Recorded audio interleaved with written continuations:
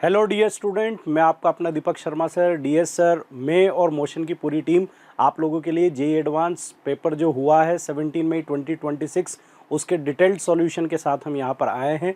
तो सारे क्वेश्चंस अच्छे पूछे गए थे, ट्रिकी क्वेश्चन से लगभग सभी चैप्टर से क्वेश्चन पूछे गए हैं। हाँ, एक कमी रह गई कि फिजिकल में सॉलिड स्टेट से कोई क्वेश्चन पूछा नहीं गया है, तो बाकी ऑलमोस्ट सभी चैप्टर से क्वेश्चन पूछे गए हैं। आयोनिक से इंडिविजुअल को इतना अच्छा मेजर क्वेश्चन नहीं पूछा है, बट हाँ क्वेश्चन मर्ज करके कहीं ना कहीं किसी टॉपिक में आयोनिक का जिक्र ज़रूर हुआ है। तो क्वेश्चंस अच्छे हैं, एडवांस का अच्छा पेपर आया है। तो इन सॉल्यूशंस को आप भी अच्छे से देखें ताकि नेक्स्ट टाइम जब भी आप पेपर दें तो आपको इनसे कुछ लर्निंग मिल सके, ये आपके लिए हेल्पफुल हो सके। तो स्टार्ट करते हैं क्वेश्चन नंबर 1 के साथ।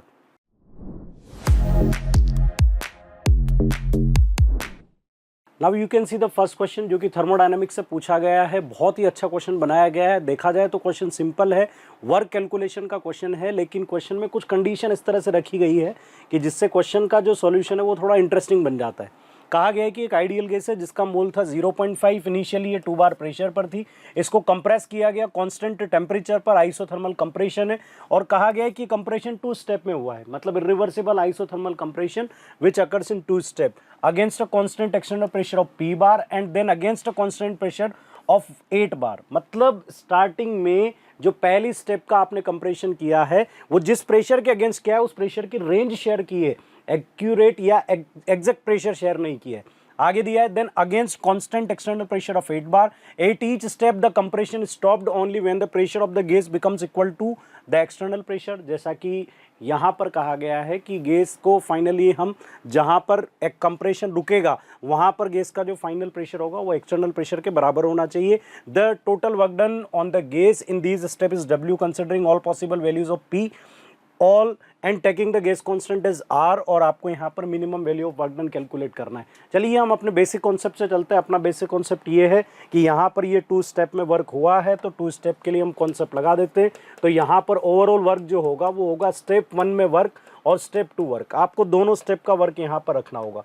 लेकिन आप बताइए क्या ये प्रोसेस इनिशियली P बार प्रेशर से स्टार्ट हुआ है? तो हम बोल देते हैं कि इनिशियल प्रेशर जो है वो हमको 2 बार दिया हुआ था। 2 बार दिया हुआ था, मोल्स हमको दिए हुए थे 0.5 मोल। टेम्परेचर क्वेश्चन में दिया हुआ है, टेम्परेचर दिया हुआ है 600 केल्विन, 600 केल्विन। तो क्यों ना इस डेटा से हम इनिशियल वॉल्यूम कैलकुलेट कर लें। इनिशियल वॉल्यूम अगर यहाँ पर हम कैलकुलेट कर लें, या अभी हम इसी फॉर्मेट को कंटिन्यू कर लेते हैं, दोनों स्टेप पर वर्क कैलकुलेट कर लेते हैं। P1 से आप जिस प्रेशर पर गए वो प्रेशर है P2 और P2 से आप जिस प्रेशर पर गए वो है P3। तो पहला स्टेप जो है वो हमने कांस्टेंट प्रेशर P2 के अगेंस्ट वर्क किया स्टेप 1 में, और स्टेप 2 में हमने जो वर्क कंप्रेशन वर्क हुआ है वो P3 के अगेंस्ट हुआ है। तो दोनों प्रेशर हमने यहाँ पर कंसिडर कर लिए हैं। P3 क्वेश्चन में दिया हुआ है, P3 क्वेश्चन में दिया हुआ है 8 बार होगा, और P2 के लिए क्वेश्चन में कहा गया है कि ये 2 से 8 के बीच में होगा, ये 2 to 8 बार होगा, greater than 2 and less than 8, ऐसा क्वेश्चन में कहा गया है। हमें मिनिमम वर्क कैलकुलेट करना है, और स्टेप 2 में जो वर्क हुआ है वो 8 बार के अगेंस्ट हुआ है। तो दोनों के लिए हम इरिवर्सिबल वर्क का फॉर्मूला लगाते हैं। तो स्टेप 1 में जो इरिवर्सिबल वर्क होना चाहिए वो किस प्रेशर के अगेंस्ट हुआ है? P2 के अगेंस्ट। तो यहाँ पर फॉर्मूला बनेगा -P2 V2 - V1। तो क्या हम V2 को nRT/P लिख दें? तो यहाँ पर जो फाइनल स्टेट के लिए जो वॉल्यूम होगा V2 उसको हमने लिख दिया nRT/P2 माइनस nRT/P1, nRT/P1। ये हमारे पास फर्स्ट केस बन गया। इसी तरह से स्टेप 2 का वर्क कौन सा हो जाएगा? स्टेप 2 में जो वर्क हुआ है वो किस प्रेशर के अगेंस्ट हुआ है? P3 के अगेंस्ट हुआ है, तो -P3। और यहाँ पर V2 कितना होगा? तो ये आप लिख सकते हो nRT/P3 माइनस nRT/P2। ये स्टेट 2 का वॉल्यूम है, ये स्टेट 3 का वॉल्यूम है। तो हमने 2 स्टेप में प्रोसेस वर्क किया है, प्रोसेस परफॉर्म किया है। तो यहाँ पर 3 स्टेट पैरामीटर आपके पास होंगे, तो तीनों स्टेट पैरामीटर से हमने यहाँ पर पॉसिबल वर्क लिख लिया। अब जो वैल्यूज नॉन है उसे रख देते हैं। P2 को हम यहाँ पर P कंसिडर कर लेते हैं, P2 अननोन है, P2 अननोन है, इसे P कंसिडर कर लिया है। nRT हम बाद में प्लेस कर देंगे, P2 P होगा माइनस nRT/P1 की वैल्यू 2 बार क्वेश्चन में दी हुई है। इधर वैल्यूज रखते हैं तो P3 हमें दिया हुआ है 8 बार, और nRT हम एक साथ रख देंगे। P3 जिस फाइनल प्रेशर पर प्रोसेस एंड हुआ है वो है 8 बार माइनस nRT, और P2 को हमने लेट किया हुआ है P। तो तो ये एक्सप्रेशन यहाँ पर बन जाना चाहिए। तो ये वर्क वर्सेस पी इक्वेशन बन गई है। और एनआरटी की वैल्यू देखी जाए तो यहाँ से एनआरटी कैलकुलेट कर लेते हैं। एन फिक्स्ड है, आर और टी तीनों की वैल्यू फिक्स्ड है, तो एन आपके पास 0.5 है। आर की वैल्यू आप यहाँ पर आर के फॉर्मेट में ही इसे चलने दें, और टेम्परेचर दिया हुआ है 600। सॉल्व करेंगे इसको, ये हो जाएगा 300 आर। तो एनआरटी यहाँ पर रखा जा सकता है 300 आर, इसी का इस्तेमाल कर लेते हैं। तो एनआरटी वैसे कॉमन भी लिया जा सकता है, तो सारी टर्म में से मैं एनआरटी कॉमन ले लेता हूँ। तो 300 आर तो हमारे पास कॉमन होगा। और उसके बाद ये जो पहली टर्म होगी इसे आप सॉल्व करें तो ये हो जाएगा -1 और सेकेंड टर्म में आप सॉल्व करेंगे तो ये प्लस p/2 हो जाएगा, p/2 -1। इसी तरह से यहाँ पर आगे बढ़ते हैं। एनआरटी हम कॉमन ले चुके हैं और इसे फर्दर मल्टीप्लाई करें तो यहाँ माइनस और एनआरटी आप कॉमन ले चुके हो तो 8/8 ये 1 हो जाएगा। इसी तरह से ये हो जाएगा प्लस, नेक्स्ट टर्म हमारे पास बन जाएगी 8/p। ये वाला एक्सप्रेशन बनना चाहिए। ये वर्क वर्सेस पी इक्वेशन होगी। इसको फर्दर सॉल्व किया जाए तो नेक्स्ट स्टेप हमारे पास होनी चाहिए 300 आर, और ये हो जाएगा -2 p/2 प्लस 8/p -2।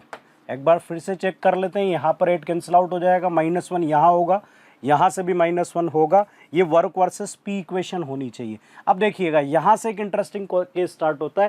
क्वेश्चन में आपसे मिनिमम वर्क पूछा गया है।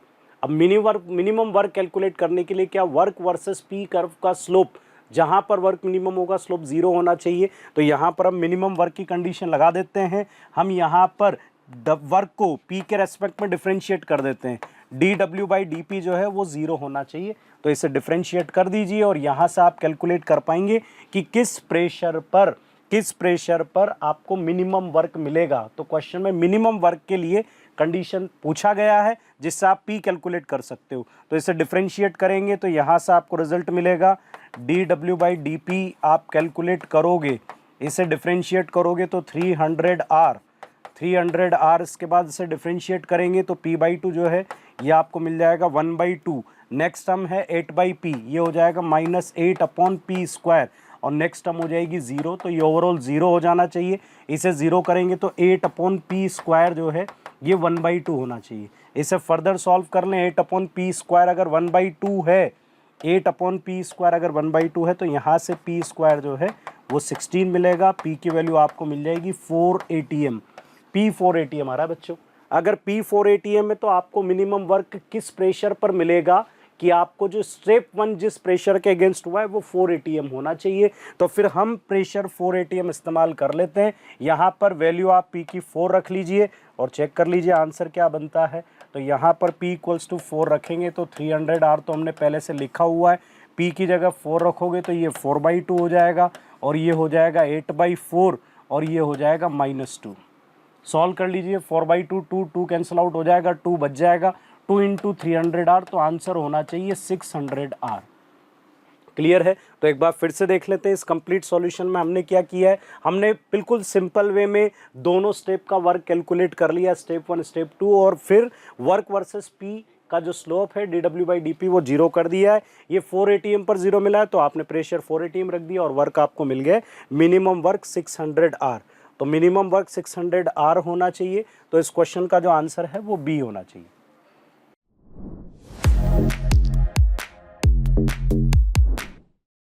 For a reversible reaction R से पी, देखिए अगर आपको याद हो कि रिवर्सिबल रिएक्शन, मैंने क्लास में बोला था कि रिवर्सिबल रिएक्शन का क्वेश्चन नहीं आया, कभी ना कभी आएगा, और वो आ गया। ठीक है, आपको जिन बच्चों के क्लास में A* में बोला था मैंने ना, V* में बोला था ना, V5 में बोला था कि भाई ये रिवर्सिबल का क्वेश्चन अभी तक नहीं आया और आएगा, ये आ गया।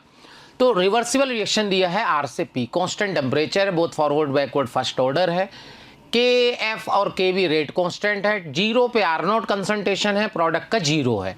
ठीक है भाई, तो अगर मैं बात करूं कि भाई इसको कैसे सॉल्व करेंगे, तो देखिए यहां से अगर मैं बात करूं कि भाई आपको क्या रिएक्शन गिवन है, तो आपको गिवन है R से P, ओके, और यहां पे आपका मान लीजिए R0 है तो यहां से X निकलेगा, यहां X निकलेगा। ठीक है भाई, ये हो गया। T टाइम पे ROP are the concentration RP, ठीक है। KB का वैल्यू 4kR दिया है, करेक्ट ग्राफिकल रिप्रेजेंटेशन बताना। तो देखो अगर इसकी मैं K इक्विलिब्रियम की बात करूं जो कि होता है KF/KB, जिसकी वैल्यू P का कंसंट्रेशन बाई R का कंसंट्रेशन। अगर KF बाई KB की बात की जाए कि KF बाई KB, तो ये 1/4 दिख रहा है आपको। KF बाई KB कितना दिख रहा है? 1/4। P का मतलब X, यहाँ R का मतलब हो गया बेटा R0 माइनस X। चेक करिए, एक तो ये आ गया। ठीक है भाई, ठीक है। अब ये बात जरा समझते हैं कि भाई ये कह रहा है कि करेक्ट रिप्रेजेंटेशन आपको पूछा है कि भाई करेक्ट रिप्रेजेंटेशन क्या होना चाहिए। तो देखिए बेटा, R0 माइनस X का वैल्यू 4X, तो यहां से R0 का वैल्यू 5X, तो X का वैल्यू R0 बाई 5। चेक करिए, X मतलब P का कंसंट्रेशन। अच्छा, इक्विलिब्रियम के टाइम पे कंसंट्रेशन क्या हो जाता है? कांस्टेंट। तो अगर R0 को 1 ले लिया जाए, क्योंकि बिगिनिंग हर ग्राफ में 1 से शुरू हो रही है, तो अगर बिगिनिंग 1 से शुरू हो रही है, इसका मतलब स्टार्टिंग कंसंट्रेशन 1 मोलर है, तो R0 1 है, तो 1/5 0.2 हो गया। अगर R0 तो 0.2, यानी बिगिनिंग में R0 1 तो 0.2, यानी इक्विलिब्रियम पे R का कंसंट्रेशन, अगर मैं बात करूं कि R का कंसंट्रेशन इक्विलिब्रियम पे, तो R का कंसंट्रेशन इक्विलिब्रियम पे चल नहीं रहा है, कोई बात नहीं, आगे चलते हैं। तो R का जो कंसंट्रेशन है, R एट इक्विलिब्रियम क्या 1 माइनस 0.2 यानी कि 0.8, और जो P का इक्विलिब्रियम पे कंसंट्रेशन होगा वो X यानी कि 0.2। क्लियर? अब पीछे ग्राफ पे आइए, देखिए ये हो नहीं सकता। यहां देखिए घट के कितना हो गया है? 0.2, जबकि ये गलत है, क्योंकि यहां पे आप देखोगे ये घट रहा है, यानी ये कंसंट्रेशन R का है, ये बढ़ रहा है, तो ये P का है। R बाई R0 पता है ना, तो R0 का वैल्यू 1 रख लोगे तो एक ही बात आ गई। तो यहां से आप देखोगे कि अगर यहां देखा जाए कि यहां देखो 1 से घट के ये 0.8 हो गया, ये बढ़ के 0.2 हो गया, तो क्या ये सही आंसर हो गया C? क्या बात क्लियर है? इतना आसान क्वेश्चन, सोचो। क्लियर है भाई? चलिए,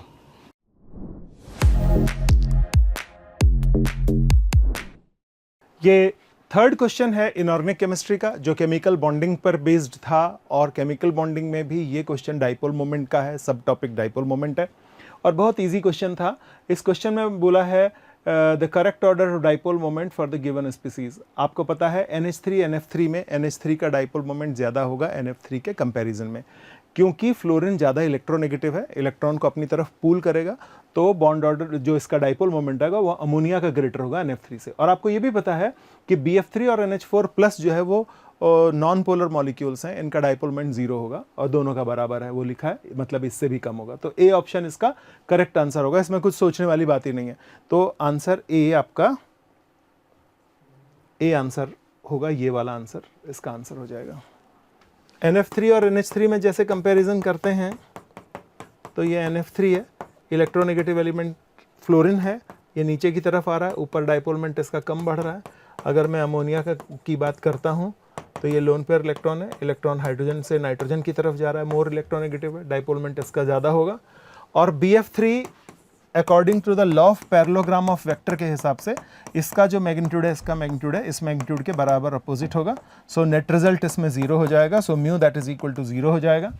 और सिमिलरली NH4 प्लस में ये N प्लस है, ये H है, H है, H है, H है, सिमेट्रिकल मॉलिक्यूल है, that is also mu is equal to 0, इसलिए ये दोनों बराबर हो गए, और ये केस आपको दिख रहा है, लेकिन इससे तो कम ही दिख रहा है, तो ये आंसर हो जाएगा ये। चलिए दूसरा क्वेश्चन देखते हैं।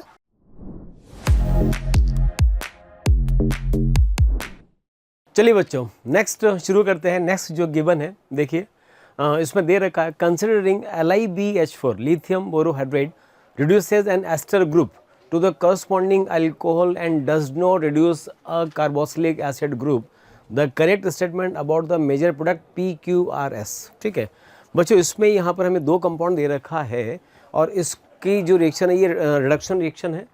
इसमें हमको बताना है कि अगर से रिडक्शन करें तो क्या बनेगा, इससे रिडक्शन करें तो क्या बनेगा, एंड वो जो कंपाउंड बनेंगे उनमें आपस में रिलेशन क्या होगा, ये हमें इसका आंसर देना है। अच्छा, इस क्वेश्चन में आप देखो तो जो एक कंडीशन स्टार्टिंग में दे रखी है, कंडीशन ये दे रखा है, अगर आप ठीक से देखें यहाँ पर, तो इसमें लिखा हुआ considering LiBH4 reduce an ester group to the corresponding alcohol, मतलब ये आपको कंसिडर करना है कि लिथियम बोरोहाइड्रेट एस्टर को रिड्यूस करता है अल्कोहल में। ये कंडीशन आपको कंसिडर करना है। चलिए ठीक है, इस कंडीशन को अप्लाई करते हैं। तो देखो यहाँ पर ये कंपाउंड हमें दे रखा है, इसमें यहाँ पर ये ग्रुप दे रखा है CO2, ये एस्टर ग्रुप है, ये कार्बोक्सिलिक है, ये बिलो दी प्लेन दे रखा है, ये अबव दी प्लेन दे रखा है। ठीक है, तो हमें याद होना चाहिए कि BH3 रिड्यूस करता है कार्बोक्सिलिक एसिड को अल्कोहल में। तो अगर यहाँ पर इसका हम प्रोडक्ट बनाएं तो इसका प्रोडक्ट बनेगा CH3 अबव दी प्लेन है, अबव दी प्लेन रहेगा। यहाँ पर जो कार्बोक्सिलिक ग्रुप है इसको हमें रिड्यूस करना है BH3 से, तो ये कन्वर्ट हो जाएगा यहाँ पर अल्कोहल में। ठीक है, देखिए इस केस में प्रोडक्ट बनेगा, ये कार्बन यहाँ पर है, यहाँ पर OH ये अल्कोहल में कन्वर्ट होगा। और याद रखिएगा BH3 एस्टर को रिड्यूस नहीं करता है, तो एस्टर ग्रुप यहाँ पर जैसा है वैसा ही रहेगा, नो चेंज। ओके, तो यहाँ पर ये हमने बना है प्रोडक्ट Q। अब जरा P पर आ जाते हैं। P में यहाँ पर गिवन है कि लिथियम बोरोहाइड्रेट एस्टर को रिड्यूस करता है अल्कोहल में, तो यहाँ पर जो प्रोडक्ट P होगा वो कुछ ऐसा होगा, CH3 अबव है, अबव रहेगा। ठीक है, यहाँ पर COOH अनचेंज रहेगा। ठीक है, because lithium borohydrate carboxylic reduce नहीं करता है लेकिन एस्टर को रिड्यूस करेगा, एस्टर को रिड्यूस करेगा तो ये कन्वर्ट हो जाएगा यहाँ पर अल्कोहल में। ठीक है, तो ये प्रोडक्ट P हुआ, वो प्रोडक्ट Q हुआ। अब हमें बनाना है R एंड S। अब R S में देखो अगेन लिथियम बोरोहाइड्रेट दे रखा है, एस्टर को रिड्यूस करेगा, तो यहाँ पर देख ये CH3 अबव है। ठीक है, और यहाँ पर ये जो बिलो है और ये अबव है। अब देखो इसमें प्रोडक्ट क्या बनेगा, लिथियम बोरोहाइड्रेट अगेन एस्टर को रिड्यूस करेगा, किस में, अल्कोहल में, और कार्बोक्सिलिक यहाँ पर अनचेंज रहेगा। ओके, एंड अगर हम अब इसकी बात करें तो BH3 यहाँ पर कार्बोक्सिलिक रिड्यूस करेगा लेकिन एस्टर इसमें अनचेंज रहेगा। तो यहाँ पर CH3 हमें अबव दी प्लेन गिवन है, और ये जो हमें गिवन है इसको हम बना सकते हैं यहाँ पर कुछ ऐसे, ये 4 मेंबर रिंग, यहाँ पर कार्बोक्सिलिक बिलो दी प्लेन दे रखा है, तो BH3 इसको तो अल्कोहल में कन्वर्ट करेगा, एंड जो एस्टर यहाँ पर है वो अनचेंज रहेगा। ठीक है, तो देखो बच्चों ये हमने यहाँ पर इसके PQRS4 प्रोडक्ट बना दिए।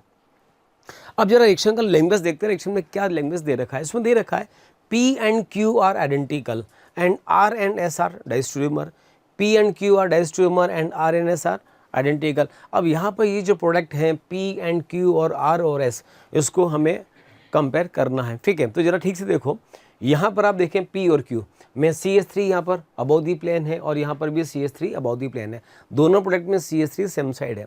लेकिन अगर यहाँ पर हम देखें कार्बोक्सिलिक को, यहाँ कार्बोक्सिलिक कैसा है, बिलो दी प्लेन है, और यहाँ पर अगर हम देखें तो इस केस में एक सेकेंड, यहाँ पर H+ भी तो दे रखा है, H+ यहाँ पर एस्टर को हाइड्रोलिसिस भी तो करेगा, तो इसमें हम हाइड्रोलिसिस स्टेप भी लेंगे। इस केस में ये कन्वर्ट हो जाएगा COOH में।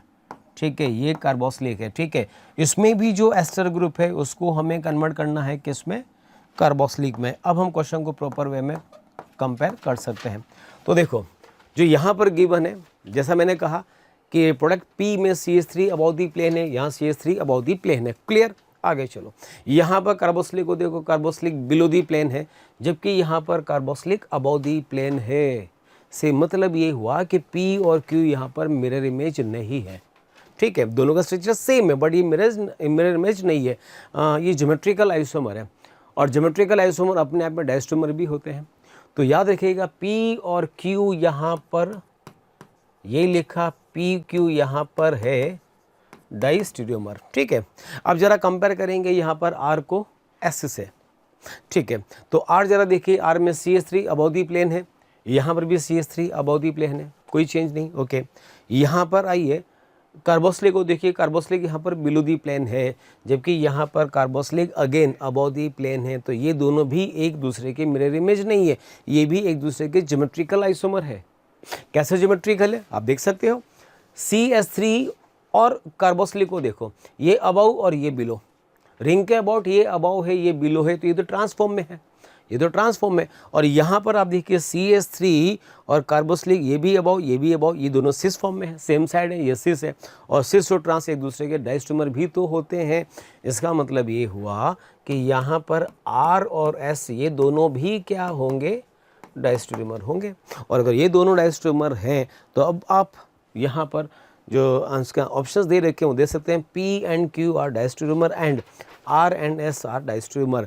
तो बच्चों इस क्वेश्चन का जो ऑप्शन नंबर C है वो करेक्ट आंसर होगा। ठीक है,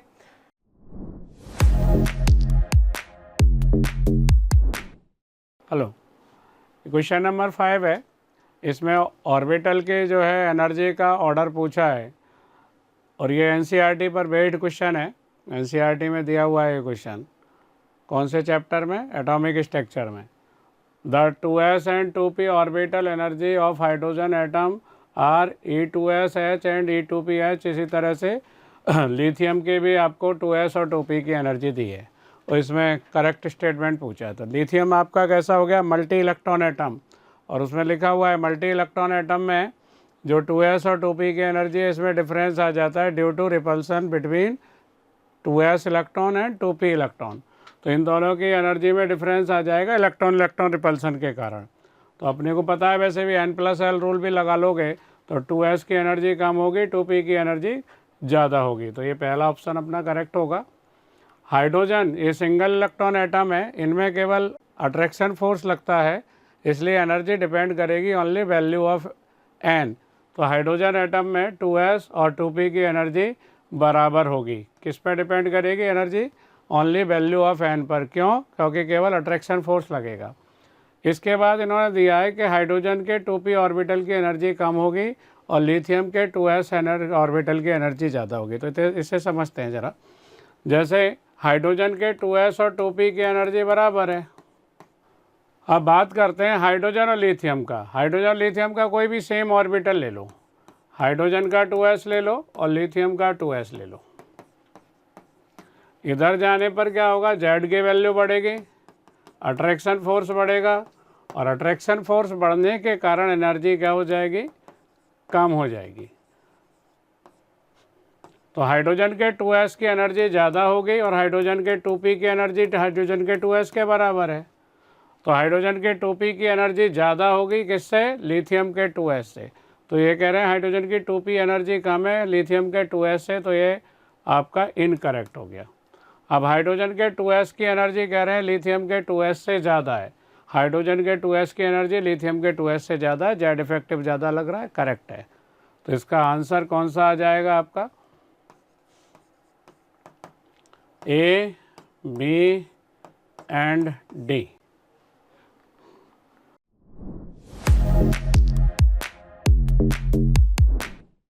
ये क्वेश्चन है question number 6। Correct statement about the compound XYZ।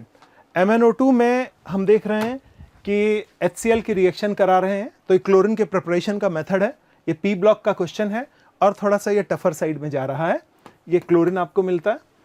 अब अमोनिया में एक्सेस ऑफ क्लोरीन की रिएक्शन कराते हैं। अमोनिया में दो रिएक्शन होती है। जब अमोनिया एक्सेस में होगा तो NH4Cl और N2 बनेगा, जब क्लोरीन एक्सेस में होगा तो NCl3 और HCl बनेगा। फिर उसके बाद लिखा है X जो है यानी क्लोरीन जो है वो फ्लोरीन से 573 पर रिएक्ट करता है और ClF3 का फॉर्मेशन होता है। ClF5 इसलिए नहीं बन सकता क्योंकि ClF5 बनने के लिए ClF3 पे क्लोरीन की रिएक्शन होती है। तो क्लोरीन अगर फ्लोरीन से एक्सेस पे रिएक्ट कर रहा है तो ClF3 का ही फॉर्मेशन होगा। अब इसमें ये पूछेगा कि क्या क्या बातें हैं इसमें। सबसे पहला है इसमें स्टेटमेंट कि X is use for the sterilising drinking water. ये सही है, पानी के लिए यूज़ होता है, ये स्टरलाइज करने के लिए यूज़ करते हैं इसको ड्रिंकिंग वाटर में। वाटर सप्लाई जहाँ पर होती है वहाँ पे क्लोरीन डाला जाता है।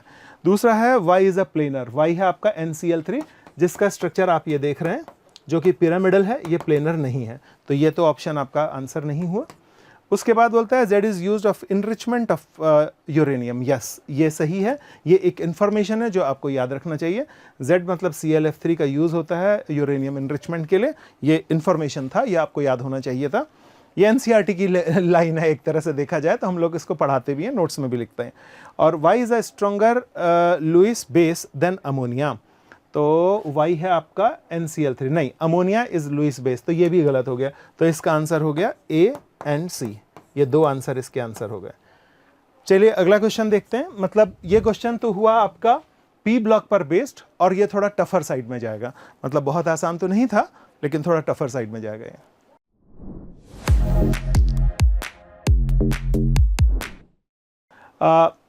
ये जो क्वेश्चन है, इस क्वेश्चन में PtF6 with oxygen gas results in the formation of compound X plus Y minus, that means O2 PtF6 आपको मिलेगा। यहाँ पे O2 में प्लस चार्ज है, यहाँ पर दिख रहा है आपको, और PtF6 माइनस आपको दिख रहा है, ये माइनस है। तो ये हो गया आपका X और ये हो गया आपका Y।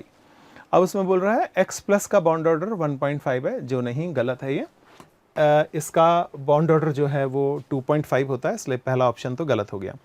दूसरा, प्लेटिनम का इलेक्ट्रॉनिक कन्फिग्रेशन 5D9,6S1 होता है।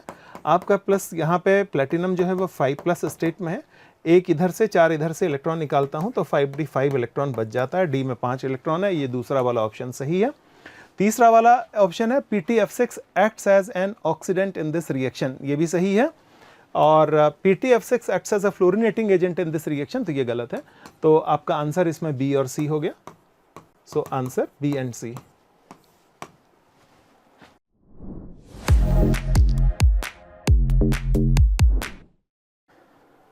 चलिए बच्चों, नेक्स्ट क्वेश्चन कंटिन्यू करते हैं। गिवन है, देखो इसमें हमें दे रखा है in the following reaction sequence QRST are the major product. हमें यहाँ पर QRST कुछ रिएक्शन सीक्वेंस हमें दे रखा है और ये कुछ ऑप्शंस वगैरह यहाँ पर गिवन है। हमें इसमें चेक करना है कि PQRS के लिए क्या करेक्ट है और क्या इनकरेक्ट है। तो इस क्वेश्चन को सोल्व हम कैसे करें? सबसे पहले हम Q बना लेते हैं, then R, then S and then T। उसके बाद फिर ऑप्शन को हम चेक करेंगे। तो देखो बच्चों, यहाँ पर हमें ये कंपाउंड दे रखा है। नंबर 1 दे रखा कोल्बे इलेक्ट्रोलाइसिस, ठीक है। अगर इस कंपाउंड का हम कोल्बे इलेक्ट्रोलाइसिस करें तो हमें याद है इसमें से CO2 पार्ट लीव करता है एंड रिमेनिंग पार्ट का डाइमराइजेशन होगा। तो यहाँ पर इसको छोड़ कर देखें तो 3 कार्बन है, 1 2 3। तो 3 कार्बन का अगर हम कोल्बे इलेक्ट्रोलाइसिस करें, ये मैंने लिखा कोल्बे इलेक्ट्रोलाइसिस, तो याद रखिए बच्चों इसमें हेक्सेन बनता है, ठीक है। हेक्सेन हमने बना दिया। हेक्सेन के बाद नेक्स्ट स्टेप में इसमें दे रखा है V2O5 से reaction at very high temperature and 10 to 20 ATM पर। तो बच्चों इसमें जब ये कंपाउंड बनता है नॉर्मल हेक्सेन रिएक्शन अगर V2O5 से करते हैं तो ये इसके अंदर कन्वर्ट हो जाता है बेंजीन में। इस रिएक्शन को बोलते हैं एरोमेटाइजेशन, ठीक है। तो यहाँ पर ये जो Q बना है, ये कंपाउंड जो बना है इसको हमने बोला Q। अब इसमें दे रखा है कि अगर Q का रिएक्शन, मैं इस Q को यहाँ लिख सकता हूँ एक बार, तो अल्टीमेटली यहाँ पर जो Q है वो बनेगा बेंजीन। अब इस Q का रिएक्शन करवाना है इस वाले कंपाउंड से, this is phthalic anhydride in the presence of AlCl3। तो यहाँ पर जो प्रोडक्ट R बनेगा वो कुछ ऐसा होगा बच्चों, देखो यहाँ बनेगा कीटोन, देन अगेन यहाँ पर एक बेंजीन रिंग और यहाँ पर आ जाएगा कौन, COOH, ये बना, ठीक है। तो बच्चों ये याद रखिए, ये जो कंपाउंड हमने यहाँ पर बनाया है ये हो गया R, ओके। ये बिल्कुल रिएक्शन वही वाली फ्लेलक्राफ्ट एसाइलेशन, याद रखिएगा। उसके बाद ये रखा PCl5। जब PCl5 रिएक्शन करेंगे तो हमें याद है कि जो कार्बोक्सिलिक ग्रुप होता है उसकी रिएक्शन PCl5 से होगी। और उसके बाद ये रखा है H2PD-BSO4, दिस इज रोजेनमुंड रिडक्शन। तो देखो इसके बाद जब हम रिएक्शन इसका PCl5 से करेंगे तो यहाँ पर प्रोडक्ट कुछ ऐसा बनेगा, बेंजीन से अटैच्ड कीटोन, और यहाँ पर जो कार्बोक्सिलिक ग्रुप है ये कन्वर्ट होगा COCl में, एसिड क्लोराइड में। एंड उसके बाद फिर दे रखा है रिएक्शन विद H2PD-BSO4। तो बच्चों तो बड़ी फेमस रिएक्शन है, नेम रिएक्शन है, जिसको हम बोलते हैं रोजेनमुंड रिडक्शन रिएक्शन। इसमें COCl कन्वर्ट होता है एल्डिहाइड में।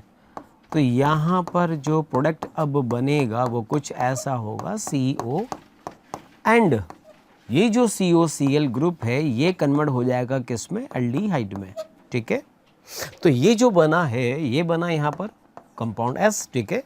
अब उसके बाद फिर यहाँ पर दे रखा है कि अगर हम S का रिएक्शन NH2NH2 हाइड्रोजन से करें एट वेरी हाई टेम्परेचर। तो देखो बच्चों इस केस में अब जो प्रोडक्ट बनेगा, मैं इसको कुछ डिफरेंट कलर के पेन से यहाँ पर लिख सकता हूँ। यहाँ पर बेंजीन एज इट इज़ है, ठीक है, एंड यहाँ पर ये C+O है, ओके। और यहाँ से इसको मैंने एक और बेंजीन से ये ऐसे कनेक्ट कर दिया एंड यहाँ लिखा है CH+O, ठीक है। देखो अब रिएक्शन जब हम कराएंगे इसकी हाइड्रोजन से, हाइड्रोजन क्या करता है, रिएक्शन करता है कार्बोनाइल ग्रुप से। इसमें यहाँ पर ये कीटोन है और यहाँ पर ये एल्डिहाइड है। ये NH2NH2 दोनों ही से रिएक्शन करेगा और 2 मॉलिक्यूल्स ऑफ वाटर यहाँ से रिलीज होंगे। तो इसके बाद अब जो प्रोडक्ट इसमें बनेगा मैं यहाँ पर ही बना सकता हूँ इसी में, क्या होगा, यहाँ से डबल बॉन्ड O उड़ा, यहाँ से भी ये डबल बॉन्ड O गया, ठीक है। और इसमें अब जो कंपाउंड बनेगा वो बनेगा C double bond N, single bond N, और यहाँ पर इसके बीच में डबल बॉन्ड। इसको थोड़ा सा हम और ठीक से बना सकते हैं, इस बेंजीन रिंग को यहाँ से हटाकर थोड़ा हम डिफरेंट लोकेशन पर ले सकते हैं। ये बेंजीन को हमने यहाँ पर कुछ ऐसे बना दिया, ठीक है, इधर। अब आप ठीक से देखो, यहाँ पर भी एक रिंग और बना है, ये एक 1 2 3 4 5 6 मेंबर रिंग ये भी होगा, ठीक है। तो यहाँ पर ये जो कंपाउंड हमने बनाया है, ये कंपाउंड बना है यहाँ पर T, ठीक है। तो यहाँ पर देखो Q तो ये रहा बेंजीन, इस Q को मैं यहाँ फिर से लिख देता हूँ, ये Q है। यहाँ पर ये कंपाउंड बना R, ये कंपाउंड बना S, और ये कंपाउंड बना T। अब ये सब बनाने के बाद अब हम ऑप्शंस की बात कर सकते हैं। ऑप्शन यहाँ पर देखिए क्या दे रखा है, ऑप्शन हमें दे रखा है S on warming with ammoniacal silver nitrate result in the formation of silver mirror. तो ये जो बात कर रहा है, ये बात कर रहा है सिल्वर मिरर टेस्ट की। और हमें याद है सिल्वर मिरर टेस्ट कौन से कंपाउंड देते हैं जिसमें एल्डिहाइड ग्रुप प्रेजेंट होता है। तो यहाँ पर जो कमेंट कर रखा है वो कर रखा है S के लिए। तो S यहाँ पर कौन सा प्रोडक्ट था, ये रहा S। S को अगर हम ठीक से देखें तो यहाँ पर कीटोनिक ग्रुप भी है और एल्डिहाइड ग्रुप भी है, और aldehyde group silver mirror test देता है, ठीक है। तो यहाँ पर इस केस में जो ऑप्शन नंबर A होगा वो बिल्कुल करेक्ट होगा, ठीक है, मान लिया। बी ऑप्शन गिवन है Q on treatment with chlorine excess in the presence of UV gives कैमेक्सन। यस, बिल्कुल सही है। Q यहाँ पर कौन है, बेंजीन। तुम्हें याद होना चाहिए, अगर बेंजीन का रिएक्शन क्लोरीन से करते हैं इन द प्रेजेंस ऑफ सनलाइट, तो बेंजीन के जितने भी पाई बॉन्ड होते हैं सब के सब ब्रेक होते हैं, और हर एक कार्बन पर एक एक सीएल ऐसे कनेक्ट हो जाता है जिसका नेम होता है गैमेक्सन। और भी इसके कई सारे नाम होते हैं, 666 भी इसको बोलते हैं, और BHC बेंजीन हेक्सा क्लोराइड भी इसको बोलते हैं। तो बच्चों यहाँ पर जो ऑप्शन बी है वो भी करेक्ट है। चलिए ठीक है, नेक्स्ट बात करते हैं टी के।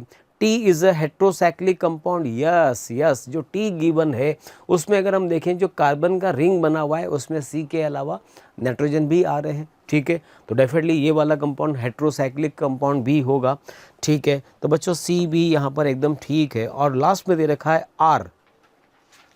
आर कौन सा कंपाउंड दे रखा है, ये दे रखा आर। अब देखो क्या दे रखा है, दे रखा है R on acid catalysed intramolecular cyclisation followed by treatment with zinc HgHCl gives 9/10 dihydroxy anthracene. चलो ठीक है, यहाँ पर हम इसका अब प्रोडक्ट बना सकते हैं। देखो इसमें दे रखा है H+, बताओ H+ क्या करेगा, यहाँ से OH के साथ H+ का रिएक्शन होगा, OH को H2 में कन्वर्ट करेगा, H2 एक गुड लिविंग ग्रुप होता है, लीव करेगा, C पे चार्ज प्लस आएगा, OO+ इस बेंजीन की ऑर्थो पोजीशन से रिंग बना लेगा। इसको कहेंगे हम इंट्रा मॉलिकुलर साइक्लाइजेशन, ठीक है। ये रिंग बना, ये रिंग बना, और यहाँ पर ये ऐसा कीटोन बनता है, ठीक है। अब देखो ये तो बना R on acid catalyse intra molecular cyclisation. अब उसके बाद क्या रखा है कि इसकी रिएक्शन फर्दर अगर जिंक अमलगम से करें इन HCl, तो ये जो रिएक्शन होती है बच्चों सबको याद होगा, ये तो famous reaction that is क्लीमेंसन reduction. जब इसका रिएक्शन हम यहाँ पर जिंक Hg से करेंगे इन द प्रेजेंस ऑफ HCl, तो ये जो कंपाउंड बनता है वो कुछ ऐसा हो जाता है।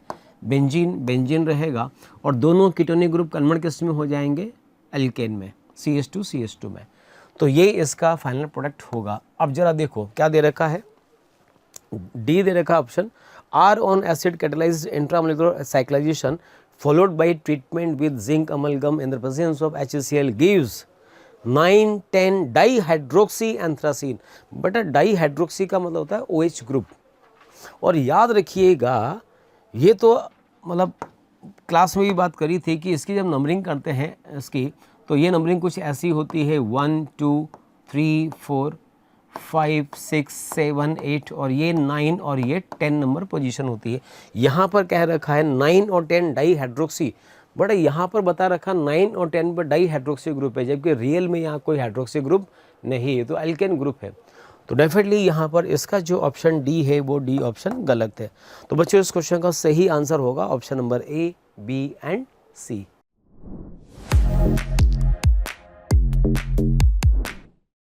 नाउ सी दिस क्वेश्चन, गैसीय स्टेट का क्वेश्चन पूछा गया है, सिंपल क्वेश्चन है, थोड़ी लैंग्वेज अच्छी बनाई गई है। क्वेश्चन में कहा गया 2 सिलेंडर है, दोनों फ्रिक्शनलेस पिस्टन जिन पर सेट किए हुए, और इसमें थोड़ा सा लैंग्वेज में आप अगर ध्यान से नहीं पढ़ेंगे तो गलती हो सकती है। कहा गया है कि इसमें भी आपने पहले वाले सिलेंडर में भी हीलियम और आर्गन को फिल किया हुआ है, और जो दूसरा वाला सिलेंडर है इसमें भी यही 2 गैसेज हैं, यही 2 गैसेज यहाँ पर है, दोनों के अंदर हीलियम और आर्गन का मिक्सचर लिया हुआ है। और ये कहा गया है कि जो पहला वाला सिलेंडर है, masses of helium and argon M1 और M2 दिए हुए हैं, तो यहाँ पर अगर हीलियम M1 है तो यहाँ पर आर्गन जो है वो M2 आपको दिया हुआ है। और सेकंड वाले सिलेंडर में कहा गया है कि आर्गन, हीलियम और आर्गन जो है वो M2 एंड M1 है। तो आप थोड़ा इसे केयरफुली रीड कीजिएगा, यहाँ पर आपको मास दिया हुआ है, हीलियम को M2 कहा गया और इसे M1 कहा गया। अब मोल कैलकुलेट करने के लिए कहा गया है कि जो आर्गन का मोलर मास होगा वो हीलियम का 10 टाइम्स होना चाहिए। Molar mass of argon is 10 times of helium. तो हीलियम का मोलर मास अगर M1 होगा तो यहाँ हीलियम के मोल हो जाएंगे M1/x और आर्गन के मोल हो जाएंगे M2/10x। तो यहाँ के टोटल मोल तो इतने होने चाहिए। इस कंटेनर में टोटल मोल पता कर लेते हैं, तो यहाँ पर M2 अपॉन हीलियम का मोलर मास होगा x और आर्गन का मोलर मास हो जाएगा 10x। तो टोटल मोल यहाँ पर इतने होने चाहिए। अब क्वेश्चन में इनिशियल प्रेशर तो नहीं बताया, लेकिन ये कहा गया है कि हमने दोनों पिस्टन को इस तरह से कंप्रेस किया है, हम इसको एक ऐसे प्रेशर पर ले गए हैं जहां पर दोनों का वॉल्यूम बराबर हो गया है। और किस प्रेशर पर हम ले गए वो भी कहा गया है, the external pressure applied by the piston on the first cylinder needs to be 5 times that on the second cylinder.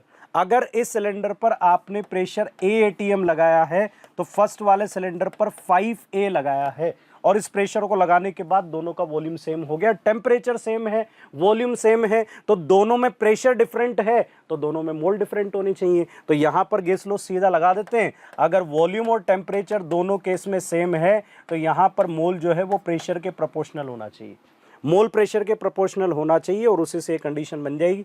तो दोनों के मोल और प्रेशर को रिलेट करते हैं। तो देखिएगा कंटेनर 1 में जो मोल्स हमें मिल रहे हैं, कंटेनर 1 में मोल मिल रहे हैं M1 upon x plus M2 upon 10x, या हम सीधा बोल दें कि दोनों का N/P इक्वल होना चाहिए। तो यहाँ का N/P हम कैलकुलेट कर लेते हैं, M1 upon x plus M2 upon 10x, और कंटेनर 1 में प्रेशर कितना है 5A, और दूसरे कंटेनर में मोल जो है मिक्सचर के वो M2/x, M2 upon x plus M1 upon 10x, और यहाँ पर प्रेशर कितना हो गया A। तो इसे आप सॉल्व कर लीजिए। इसे सॉल्व करेंगे तो पहले LCM ले लेते हैं, तो यहाँ LCM लोगे आपको मिलेगा 10M1 plus M2 is equal to, इस तरफ आपको मिल जाएगा 50M2 प्लस यहाँ पर M1 आएगा तो ये 5M1 हो जाएगा, A कैंसिल आउट हो जाएगा, X कैंसिल आउट हो जाएगा। इसे फर्दर सॉल्व करेंगे तो then you will get 5M1 is equal to 49M2, और आपसे क्वेश्चन में M1 अपॉन M2 रेशियो पूछा गया है जो कि 49/5 हो जाएगा। इसे सॉल्व करेंगे 9.8 मास का रेशियो आना चाहिए, यही आपसे इस क्वेश्चन में पूछा गया था।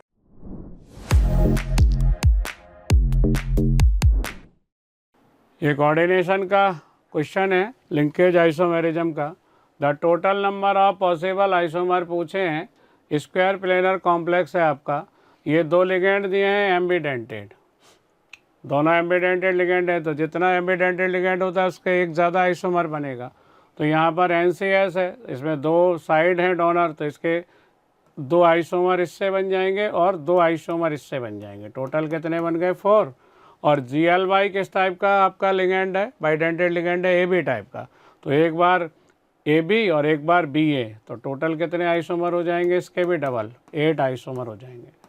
टोटल आइसोमर बन जाएंगे आपके 8।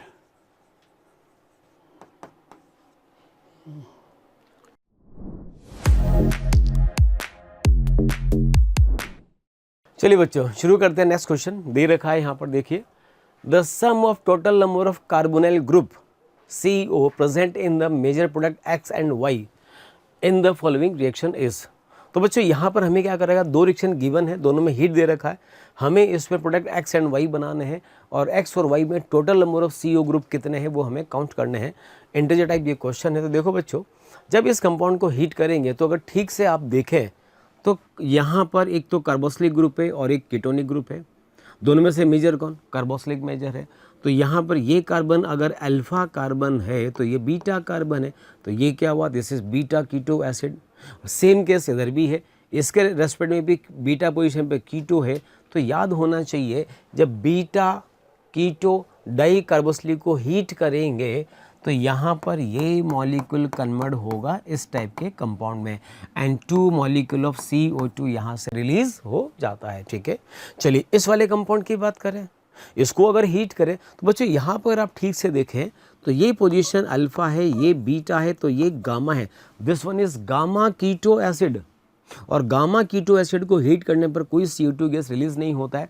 तो यहाँ पर हम दूसरा गैस अप्लाई करेंगे, वो है विसिनल डाई कार्बोक्सिलिक एसिड। और तुम्हें ठीक से याद है विसिनल डाई कार्बोक्सिलिक को जब हीट करते हैं तो वाटर रिमूव होता है, तो यहाँ पर जो इसमें प्रोडक्ट बनेगा वो कुछ ऐसा कंपाउंड बनेगा, जब वाटर इसमें से रिलीज करेंगे तो ये कन्वर्ट हो जाएगा एनहाइड्राइड में, और यहाँ पर जो कीटोनिक ग्रुप है वो एज इट इज़ रहेगा। तो देखो ये प्रोडक्ट हमने बनाया X, ये प्रोडक्ट बनाया हमने Y। अब क्या पूछा हुआ है हमसे कहा गया है total number of carbonyl group CO present in the major product X and Y।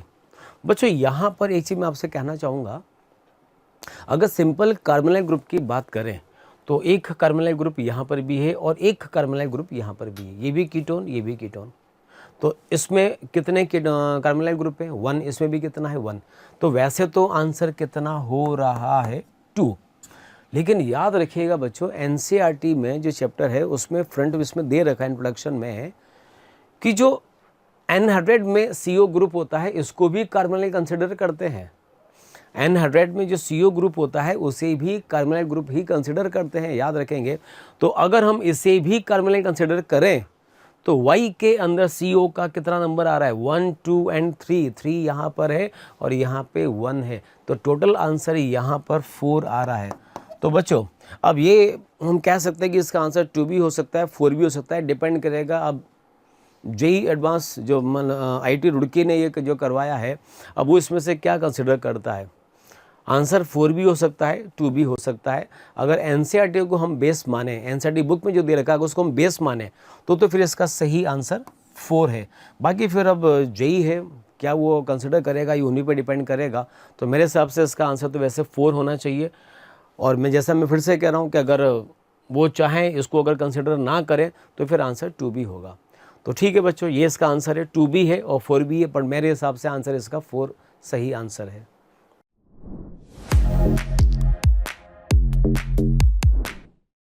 चलो बच्चों देखो आपके सामने क्वेश्चन था ट्रीटमेंट ओवर द ब्यूटान, जो भी ऑप्शन दे रखा था आपको अगर ध्यान से दिख रहा है तो आई थिंक हमें समझ में आ जाता है कि आपको ये ऑप्शन माना था। ध्यान से आयन लिखा हुआ था, कितने मोल लिखा हुआ है 2 मोल। तो भैया 2 मोल आप सबसे पहले क्या करोगे एसिड बेस। एसिड बेस करने का मतलब ये कि आपने यहाँ पे क्या बना दिया माइनस बना दिया। अगला देखते हैं एक्सेस में क्या दिया हुआ है ट्रांस। ट्रांस के साथ क्या लिखा हुआ बेटा ब्रोमीन के साथ। तो क्या आपको ऐसा लगता है कि हमें ट्रांस बना लेना चाहिए, ट्रांस बनाया ब्रोमीन और शुड बी इन एक्सेस। दिमाग मत लगाओ एक्सेस दे रखा है इसका मतलब ये भी अटैक करेगा ये भी अटैक करेगा, तो आपका बैकबोन पहले से तैयार है। इसका मतलब ये आपकी एल्काइन तैयार हो गई, इसके बाद ये आपका CH2 तैयार हो गया और इसके बाद आपने यहाँ ट्रांस बना दिया। ठीक है, ऐसा का ऐसा यहाँ पे भी आपने CH2 बना दिया और इसके बाद ट्रांस बना दिया। चलो आगे पढ़ते हैं, क्या लिखा है maximum number of carbon atom are collinear. एक लाइन लिख के पंगा लिया स्ट्रेट लाइन। स्ट्रेट लाइन का मतलब SP की बात करो, SP मतलब this one this one this one this one, पर शर्त चूंकि बॉन्ड एंगल 180 होता है तो ये वाला कार्बन भी तो प्लेन में चला जाएगा। प्रैक्टिकली आपके पास कितने कार्बन आ गए 6। डन।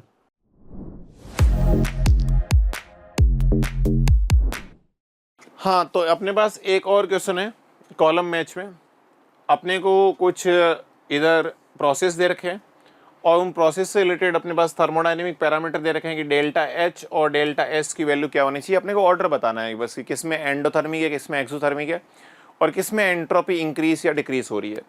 तो इसमें कुछ ऑप्शंस ऐसे हैं जिनको आप डायरेक्टली देखेंगे तो आपको पता नहीं चलेगा, बट अपने पास ऑप्शंस जो दे रखे हैं वो इतने अच्छे दे रखे हैं कि आप डायरेक्टली मैच कर सकते हैं। कैसे? अच्छा, बाकी सबका पता हो ना हो पता हो, अपने को फीजी ऑप्शन का तो पता ही है। फीजी ऑप्शन का अपने को पता है कि डेल्टा H जो है वो क्या होता है नेगेटिव होता है और डेल्टा S भी क्या होता है नेगेटिव होता है। लेकिन इससे आपका ऑप्शन मैच नहीं होगा। अब डायमंड से ग्रेफाइट का मुझे पता है कि डायमंड से अगर ग्रेफाइट में कन्वर्ट हो रहा है तो डायमंड से ग्रेफाइट बन रहा है तो आपने को बताया कि ग्रेफाइट से अगर डायमंड बने तो ग्रेफाइट से डायमंड बनने में प्रोसेस कैसा होता है, एंडोथर्मिक। तो डायमंड से ग्रेफाइट में प्रोसेस कैसा होगा, एक्सोथर्मिक। तो डेल्टा एच क्या होना चाहिए, नेगेटिव। अब आपने को बताया ग्रेफाइट की एंट्रोपी क्या होती है, ज़्यादा होती है ग्रेफाइट की, क्योंकि आपने को बताया यहाँ पे लेयर्ड स्ट्रक्चर है और वैलेंसी भी फ्री है, तो उससे आपने को बताया यहाँ पे एंट्रोपी ज़्यादा होती है। तो डेल्टा एस क्या होगा इसका, पॉजिटिव। इसका मतलब सेकंड वाले इस क्यू के अंदर डेल्टा एच तो होना चाहिए नेगेटिव और डेल्टा एस होना चाहिए पॉजिटिव। तो डेल्टा एच पॉजिटिव ये नहीं होगा, डेल्टा एच नेगेटिव लेकिन डेल्टा एस भी नेगेटिव, ये भी नहीं होगा, ये भी नहीं होगा। डेल्टा एच पॉजिटिव और डेल्टा एस नेगेटिव, ये भी नहीं होगा। डेल्टा एच नेगेटिव और delta S positive, it means इसका 5 होना चाहिए। 5 किस में होना चाहिए, क्यू में। तो क्यू में अगर 5 आप देखेंगे तो सिर्फ अपने पास 2 ही ऑप्शन बचे, कौन कौन से, सी और डी। तो आप एलिमिनेशन से बहुत जल्दी कर सकते हैं। तो अब अपने सी और डी में आप देखेंगे तो बाकी सब में सेम है, सिर्फ एस में दिक्कत है कि एस में 4 आएगा या 3 आएगा, ये डिसाइड करना है। तो एस क्या है अपने पास, अच्छा 4 और 3 में है क्या, 4 और 3 में डिफरेंस क्या है, 3 और 4 में डिफरेंस क्या है कि एंट्रोपी डेल्टा एस 0 होगा या डेल्टा एस नेगेटिव होगा। ऑब्वियसली बात है, दोनों अलग कंपाउंड है तो डेल्टा एस 0 तो हो ही नहीं सकता है भाई, एंट्रोपी में कुछ ना कुछ चेंज तो होगा ही होगा। तो ये ऑप्शन तो वैसे ही गलत हो गया। तो ये, और इसका आपने को पता डेल्टा एस नेगेटिव होता भी है, तो यहाँ से एंट्रोपी घटेगी अपने पास, तो डेल्टा एस क्या हो जाएगा, नेगेटिव। दैट मीन्स अपने पास ऑप्शन करेक्ट कौन सा हो गया, सी ऑप्शन। तो ये ऐसे आप अगर सिस्टमेटिकली करने जाओगे तो बहुत दिक्कत हो सकती है कि 1 by 1 हर किसी का मैच करने जाओगे, बट एलिमिनेशन से बहुत जल्दी हो जाएगा। आसान क्वेश्चन था आई थिंक ये भी। चलिए ठीक है।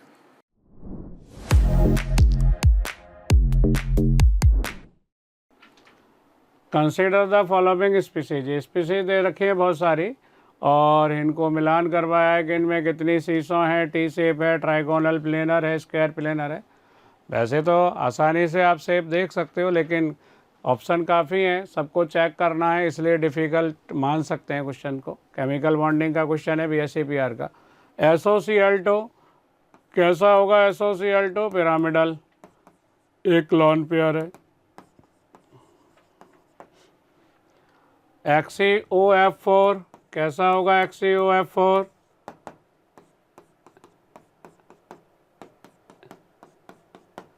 XeOF4 होगा आपका स्क्वायर पिरामिडल। ClF3 होगा टी शेप।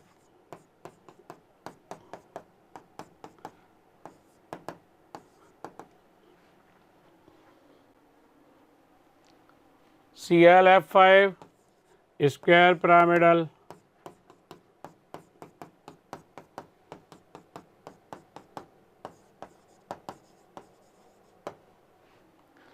इसके बाद है XeF5+ भी कैसा होगा, स्क्वायर पिरामिडल।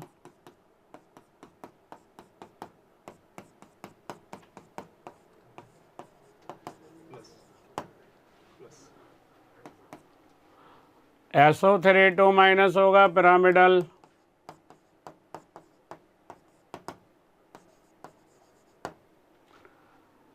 XeF3+ कैसा होगा, टी शेप।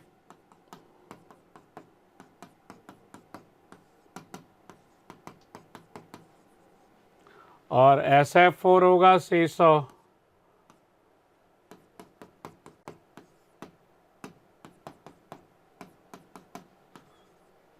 ये दोबारा हो गया कौन सा, सीसो। चलिए तो कितने हैं, सीसो अपने पास कितना है, केवल एक है, एक से मिला दो, ठीक है। तो 1। टी शेप अपने पास कितने बन गए, एक ए बन गया टी शेप और एक ए बन गया, 2 बन गए, 1 2।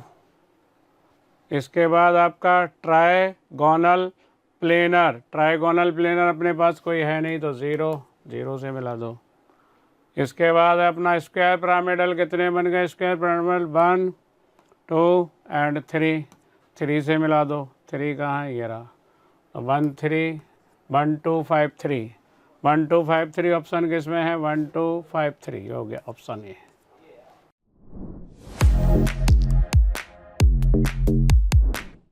चलिए इस क्वेश्चन के अंदर सबसे पहले लिखा हुआ ओजोलिसिस करना, तो ओजोलिसिस करना आता है, दिमाग मत लगाओ, यहीं कट करके अपन ओ लिख सकते थे, ठीक है। तो मेरे हिसाब से आपने सब जगह कट मार मार के ओ लिख दिया। चलो आगे, अगला क्या दिया है, साइक्लाइजेशन, किसकी प्रेजेंस में, एक्वस एनोच। क्या आपको लगता है आपने पढ़ा था एल्डोल कंडेंसेशन। शर्त ये कि हीट नहीं दे रखा है। इसका मतलब हम ये फंडा लगा सकते हैं कि हमको सीधे रिएक्शन करनी है उस लोकेशन के रेस्पेक्टिवली, तो बस काम हो गया। अगर यहाँ पे ओ दे रखा तो याद है आपके पास यहाँ ऑप्शन है, यहाँ चॉइस है, यहाँ से यहाँ जाओगे तो पक्का ये 5 बनेगी या 7 बनेगी। अच्छा, अगर आप यहाँ से करो, देखो याद है ये ऑप्शन दे रखा है, इधर से जाओगे या इधर से जाओगे, आपके पास चॉइस है इधर से जाओगे तो देखो यहाँ पे 6 मेंबर की रिंग बनेगी। अगर आपके पास ये चॉइस है, आपने कीटोन बनाया तो एक एनान बनेगा, एनान बनते ही तो 6 मेंबर बनेगी। अगर आपने ये रिएक्शन किया तो पहले से 6 मेंबर थी, तो याद करो अगर आप यहाँ रिएक्शन करोगे तो एक 7 और एक 5 बनेगी। सबसे पहले ऑप्शन चॉइस कर लेते हैं। ध्यान से देखो, ये वाली 6 मेंबर की है, ये वाली 7 की, तो 7 के 2 चॉइस हैं और बाकी सब 3 वाले हैं। तो हम शायद थोड़ा सिमेट्रिकल करें तो यहीं हमका आंसर मिल जाएगा। चेक करो क्या किया। जैसे मैं आपका ऑप्शन नंबर ए पी उठाता हूँ तो आपके पास में बाय फंडामेंटल तरीके से यहाँ पर ओ, यहाँ पर ओ, यहाँ पे तो मिथाइल मिथाइल आ गया।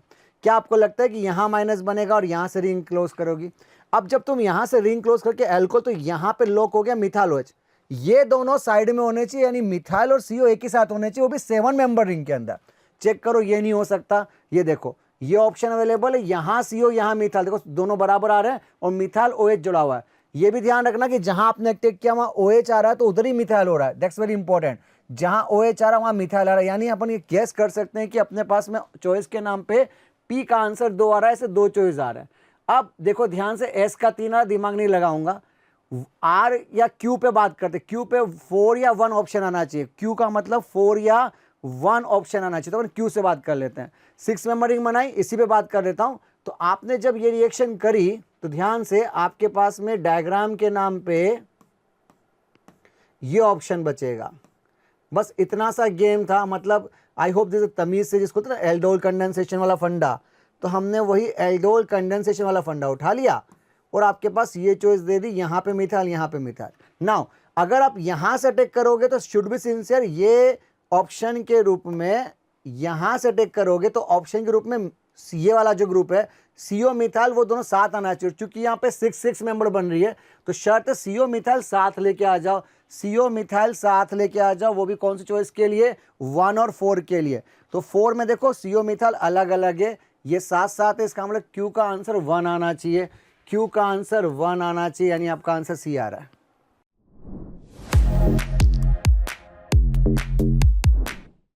देखिए क्वेश्चन नंबर 16 के अंदर थोड़े रिएजेंट आपको ऑक्साइम टाइप दिख रहे होंगे। ये देखो ये ऑक्साइम है और आई थिंक ऑक्साइम के नाम पे नेम रिएक्शन थी बैकमैन रीअरेंजमेंट, पर शर्त है उसका मीडियम एसिडिक था। इन्होंने पूरा गेम बेसिक के गेम पे खेल लिया।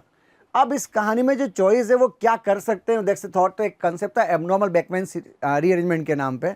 तो ध्यान से देखो, ऑप्शन नंबर H, यहाँ पे OH के एंटी पर H है, यहाँ भी H के OH पे एंटी है, यहाँ OH के एंटी पे मिथाइल, तो मिथाइल शिफ्ट कर सकता था। और यहाँ पे तो एंटी ऑप्शन अगर ये है तो एंटी बॉन्डिंग पे ये ऑप्शन अवेलेबल है, यानी ये वाला -M ग्रुप अवेलेबल है। तो कहीं -M आसानी से रिएक्शन नहीं करता। अब बात करते हैं इसमें करना क्या है। तो बाय डिफॉल्ट होना चाहिए था मीडियम एसिडिक, पर इसने बेसिक के रूप में भी गेम खेला है। अब लकीली जो मुझे इस क्वेश्चन की फ्रेमिंग को देख के समझ में आया, तो मुझे ऐसा लगा कि यार BrOH दे रखा है। देखो ध्यान से, एक तो NO2 के पास Br अवेलेबल है, OH अपोजिट डायरेक्शन में दे रखे हैं, तो हम सीधे सीधे अटैक करके इसको रिएक्शन करके OH को बाहर निकाल सकते हैं, यानी ये वाला ग्रुप साइनाइड बन जाएगा। साइनाइड बनते ही सबसे इंटरेस्टिंग केस आएगा कि ये भाई एक डीएक्टिवेटिंग, और डीएक्टिवेटिंग होने का मतलब -M अच्छे लगा रखे हैं, पॉजिटिव अच्छा होगा तो OH इस पर भी अटैक करके Br को हटा सकता है। मतलब अगला थॉट आपका शुरू हो गया SN2AR, तो साइनाइड भी आना चाहिए और OH भी आना चाहिए। Luckily P option 1, luckily P1 में दिख भी रहा है। अब चेक करते, Q पे दिमाग नहीं लगाऊंगा, 2 दे रखा है, आया 4 3 और 5 4। अपन इसको चेक कर सकते, तो R चेक कर लेते हैं। R ऑप्शन ये रहा। क्या आपको लगता है कि या तो मिथाइल एंटी माइग्रेशन करता? अगर एंटी माइग्रेशन करता ना, तो आपको याद दिला दूं, आपको आंसर में यहाँ मिथाइल आना चाहिए N पे। ऐसा चॉइस ही मैच नहीं खा रहा है। इसका मतलब बैकमैन की तो बात ही नहीं कर रहा, इसका मतलब सिंपल एसिड बेस कर रहा है और SN2AR करवा रहा है इंट्रामोलिकुलर। R वाले में रिंग बननी चाहिए, इस चॉइस में रिंग केवल ये चॉइस बन रही है। R का आंसर 4, R का आंसर लकीली R का आंसर 4 भी एक ही चॉइस है। हो गया सॉल्व।